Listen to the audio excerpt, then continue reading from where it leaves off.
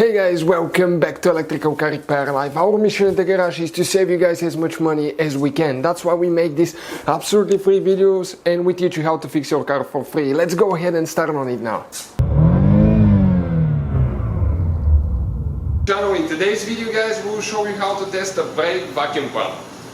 This one will be on Dodge Journey, but this pump design is used on Dodge, Chrysler and Jeep guys, many vehicles, Dodge Charger, Challenger, so many, Durangos, Jeep Cherokees, Wranglers, they use that vacuum pump design.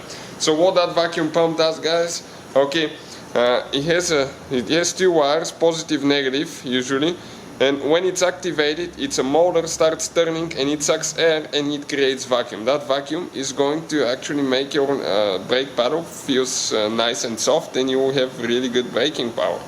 If the pump fails, you have a hard pedal, and as a result guys, what will happen?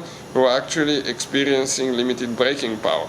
Now, those are super easy to test usually. You need to check out which is the positive, which is the negative wire. Okay, in our case red is the positive, white is the negative, and we're going to connect it to a 12-volt battery. If you connect it the wrong way, the pump will start turning the opposite direction, which will spit air out. Okay, so if air starts coming out instead of coming in, okay, you need to switch the terminals.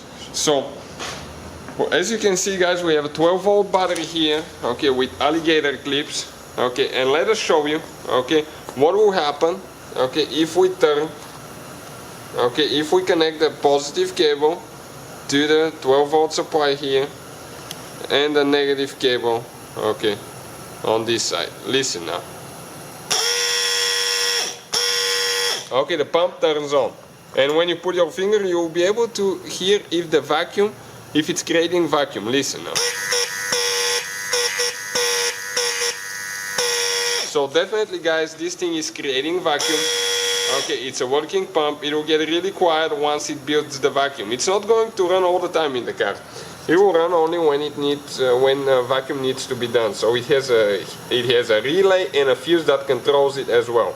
Now, why you test the pump? To know that it's good or bad, because otherwise it could be somewhere a bad fuse, bad relay, or bad electrical connector. So that's how you guys test it. Hopefully the video will be helpful to some of you guys. Please hit that subscribe button for more videos, and see you guys next time. Hopefully guys the video was helpful and we were able to save you money. We guys have more than 19,000 free repair videos on our YouTube channels. Check them out. We have videos that can save you thousands of dollars in future repairs. Thank you for watching and see you guys next time.